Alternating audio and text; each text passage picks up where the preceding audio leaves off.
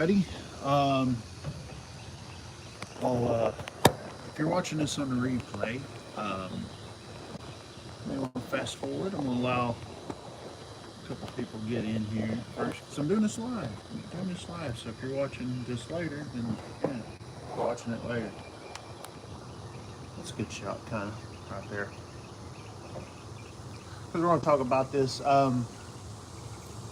Fixing to go to the gym. So, yeah.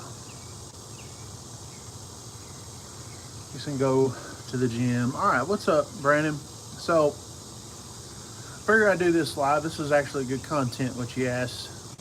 Brandon, which is Oklahoma storm chasing there.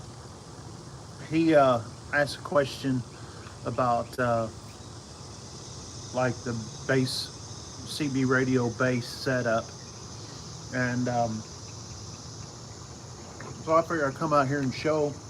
It's better to kind of show than answer, just texting or whatever.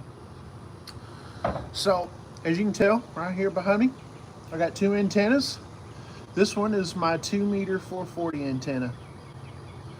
When I bought that antenna, how long ago? Maybe 10 years ago.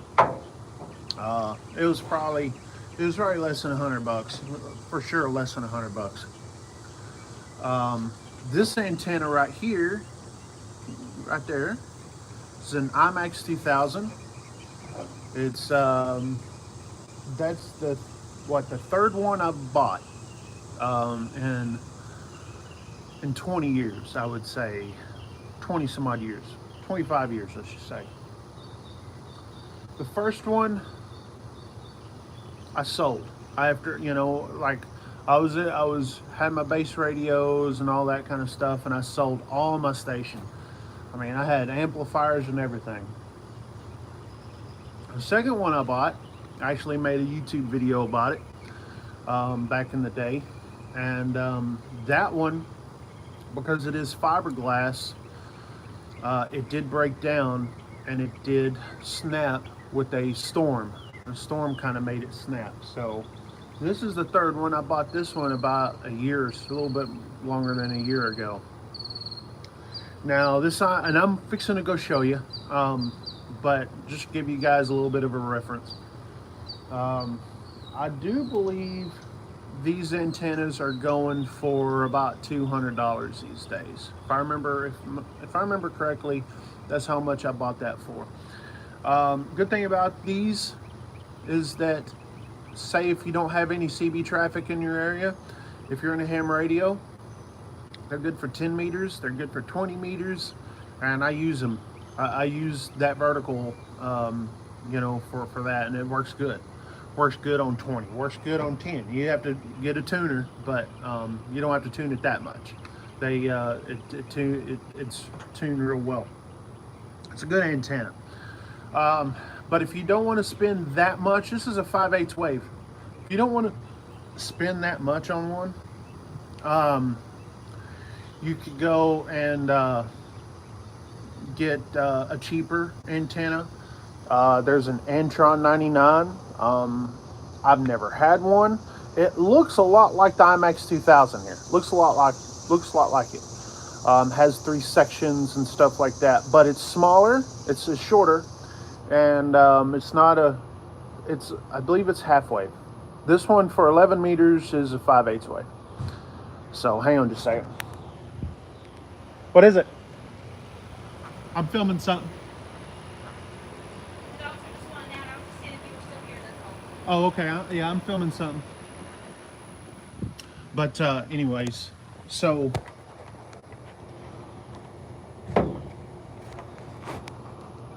as I was saying, so yeah, there are cheaper versions. I do like the IMAX because it is a good antenna.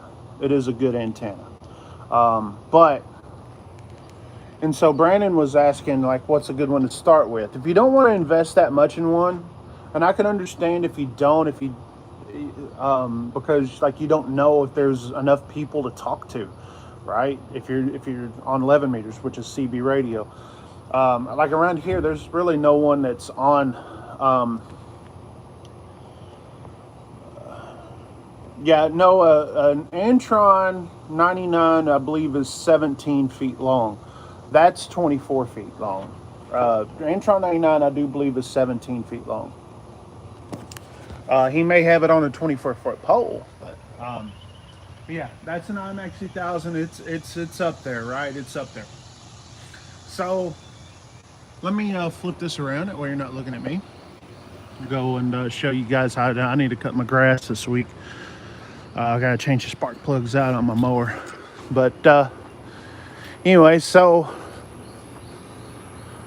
I got a lot of extra coax here, but this is the antenna. I need to straighten it up, obviously.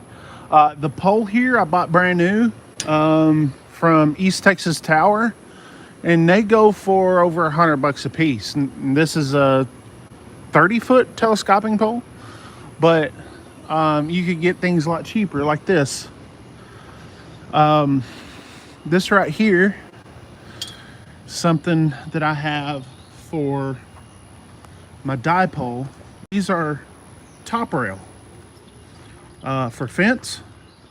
These are top rail, and I bought this one right here because, as you can tell, this one's bent because I've been needing to fix this. I just haven't done it. I think today's the day. Got all my work done for the week, so that means I could probably do that today. It's supposed to be a little bit cooler today. It's supposed to be only be about 91. I think so. Today's the day I'm gonna probably fix that. But the only problem with this, okay, with an antenna like this, sorry, I can't, or a pole like this, it's not as strong. This is not as strong, and I don't think it's going to support the weight of an IMAX 2000 when you're trying to lift it up off the ground, okay? Once it's up there, it can, but it's going like so. What I do is I assemble the antenna down here on the ground, and I hook it up to the pole, and then walk it up. Usually it takes two people to do it, and then just walk it up and stand it up, okay? And then take fencing wire. No, baling wire. What is that? You could go to the hardware store and get you some wire. But this pretty much keeps it. And I've had some good, like we had 80-mile-an-hour winds here, and they're still standing. So both of them are. Now this coax, and this is the tricky part. The antenna's these parts. So let me just go right here. Now, obviously, as you can tell, I've got too much coax here. But this coax, what is this? I'm trying to think what size I have on here. Usually I have it written it. You could go get RG8. You could get 213. And a lot of times they'll run about $1 a foot in that area. Okay, so you just think $1 a foot. You can buy that stuff online. Okay, so this is a 30-foot pole. I've got this in. I got this thing, and it's going into the ground. My coax is going into the ground. I got it running all the way like this. It catches this run of coax. Okay, that's going into the ground, and I've got it buried all the way over here against the side of the concrete here, all the way around this pole, and it goes down to right over here where it comes into the shop. And where it comes into the shop, and this is where I have my ground rod. This is where I have my ground rod right here. See, can't hard tell. Go get you how high? 6 foot, 7 foot, 5 foot, I can't remember. They have them at Lowe's. And go beat it down to the ground. It's some work, let me tell you. It was some work. And then I have all this going through a window pass-through, and you can buy this through MFJ. You don't have to have this, obviously, but that's where I have my ground, right here. This is my ground, and this is where the coax comes in, right here, the window pass-through, and it's sealed up, and it works really good. And so, yeah. and it comes in out the other side, and you can just go in. Let's take you inside. Take you inside. But any questions on that? There's multiple places you could get the coax. Now, depending, I will say this. I don't know what that was. I will say this: the shorter the coax, the better. Right? It's kind of like that. I had a lot of access coax. It's good that you have those, because the more coax you have, the more loss you're going to have. Okay, so you want to kind of minimize your loss. So just try to guesstimate how much coax you're going to need, and maybe get a few more just for a margin of error. And you can buy this stuff with the ends already on it. Okay, so I'm going to show you where it comes through. Here's the hang on, let me wipe off the ends. Wipe it off, wipe it off, wipe it off. All right, so this is the window pass through right here. Someone was asking about, looks like, lightning rods. Well, when a storm comes through, you unplug. Okay, unplug right here. So whenever you see I have it kind of labeled. I have one, which is this one. It's my HF antenna, which is my dipole. Then I have two, which is that one, 2 meter 440. I have three. This is my CB antenna right there, right? And that way, when I go and unplug it all, you know what? Ham Worldwide Incorporated is probably a good place to go get. This is where I got this stuff. But I didn't buy this stuff online. I bought it at a ham fest. So, but this I did order online, MFJ, if you're wanting that.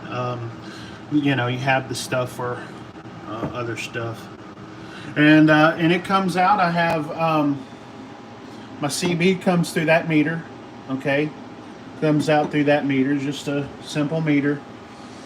And then I have, and this is my radio. This is a Galaxy 2517. Now my HF stuff, right? This is my 2 meter. Now this is an HF as well. Obviously, I've had this thing for years. Good radio, Yaesu 857. But I just been using this for, what do you call it? 2 meter 440. And this is an antenna tuner for my HF. And this is my HF right here. And yeah, so that's pretty much it. And there's my power supply. I have a Pyramid 52 amp power supply. Do you need anything that big? Not starting off, but it is good if you ever have any kind of power, and this powers up everything that I have, so it works good. This 52 amp. You just go search. There's plenty of things, plenty of websites you could go and search this stuff up, like DX Engineering will sell a lot of coax, a lot of poles, a lot of antennas. I'm not sure if you can buy an IMX 2000 on there. You may be able to. You don't have to have a ham radio license to buy this stuff. They don't ask you. Okay, so you could go to these ham sites and buy equipment. I mean, they actually may ask you what your call sign, but it's not required, right? They can still sell you it. You just can't transmit on ham frequencies. What would I used to use for my CB stuff? Copper.com, I believe is what it was. Copper Electronics and an H&Y Electronics. I'm not sure if they're both still in business. But I used to use those all the time. Nowadays, I get pretty much all my supplies when I go to Hamfest. If I need something like right now, I'll order it. Like that pass-through, I ordered. Like I'm gonna have to order a microphone for my mobile radio because the cord is kind of. I'm gonna buy a new cord, but I probably just go ahead and buy a whole new microphone too. The one-off things I need right now. But a lot of times I go to Hamfest, and there's always Hamfest. Look at Oklahoma has Hamfest.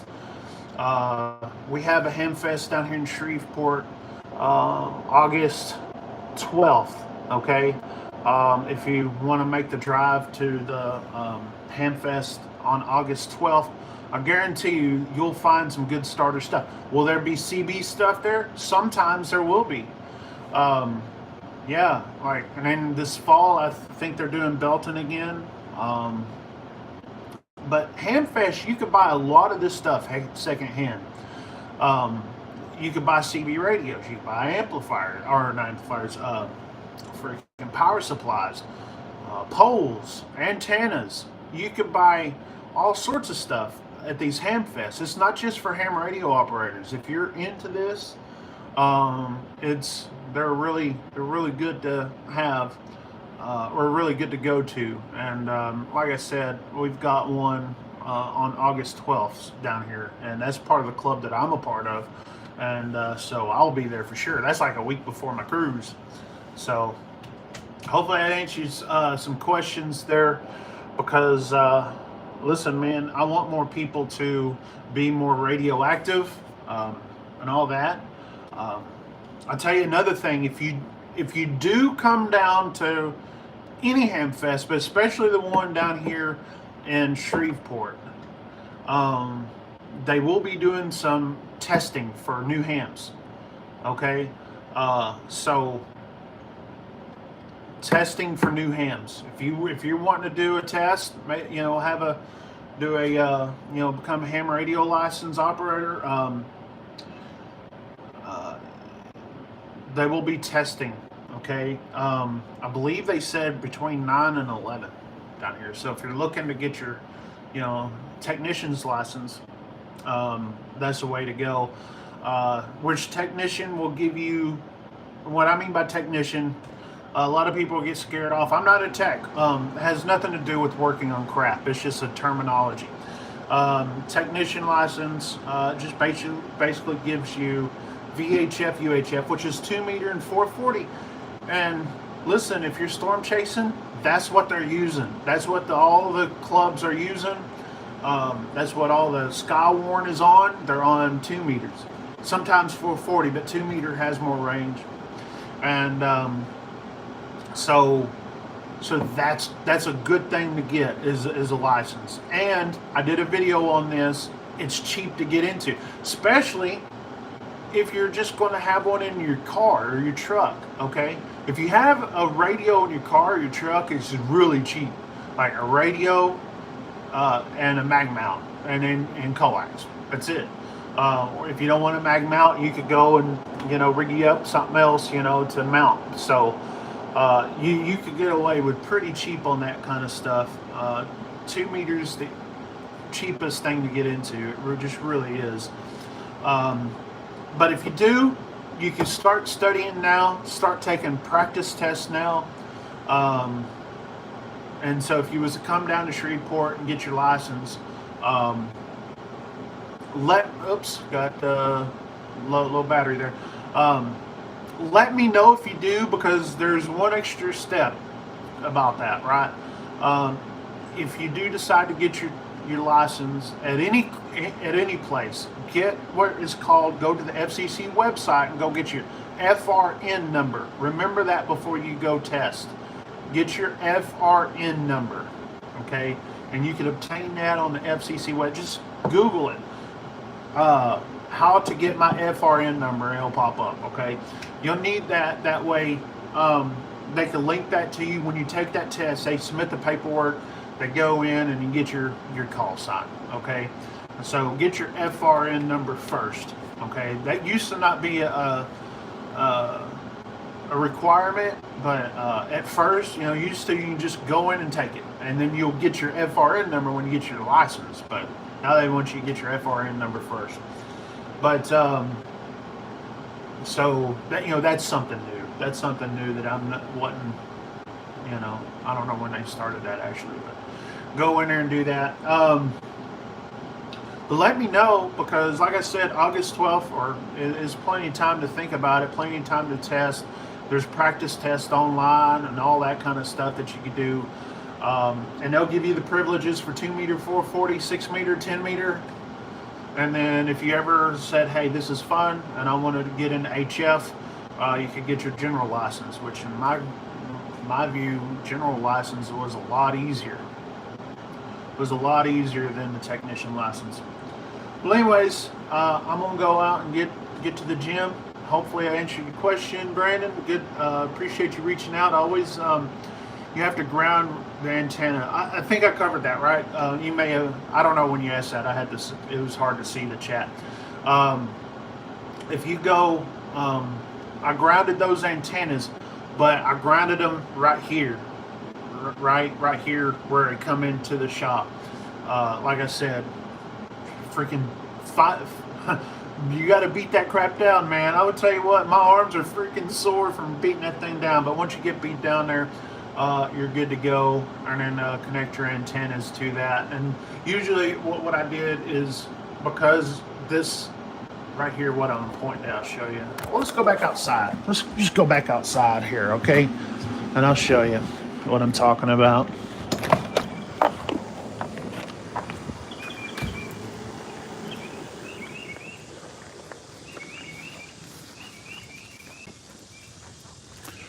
So all this, right? All this right here is all, you know, that's all one ground, right? And so that connects the ground right there. This is a ground little wire, right? And then that's the ground rod, okay? And then again, that's where all my coax comes up there. This is my other antenna. You can't see it. My wife's happy about that. She can't see it. But anyways, fixing to head to the gym here, so. Love talking radios, love doing this hobby. So when anyone asks about it, I love to talk about it. I'm really into it nowadays more than I have in a long time, because you know I'm active in the club, active on the radio, and it's just it. When I was out there on the road and fooling around with the YouTube clicks, I got away from it, and now I'm getting back to my passion. And my passion is, I got too many passions to be totally honest. All right, guys, I'm gonna get on to the gym. Drink you a good water today. I got my semi-cold Fiji water going on. Oh, by the way, if you're looking at getting mobile setup, hang on, this is my mobile antenna, right? You could buy them specifically for your video or your vehicle. This mount right here, I got mine through DX Engineering. You don't have to have that antenna. That's just one I chose. I may get a different antenna though. And then I have everything going through the firewall, and there's the Kenwood. There's Kenwood I got mounted up right there. And that works really well for what I do. And I may upgrade, but I'm not sure yet. If I upgrade though, I'm upgrading to digital. I had like D-Star and stuff like that on there, so, which that's a $500 radio, and one I'm looking at least. All right, guys, I'm out of here. You guys be safe.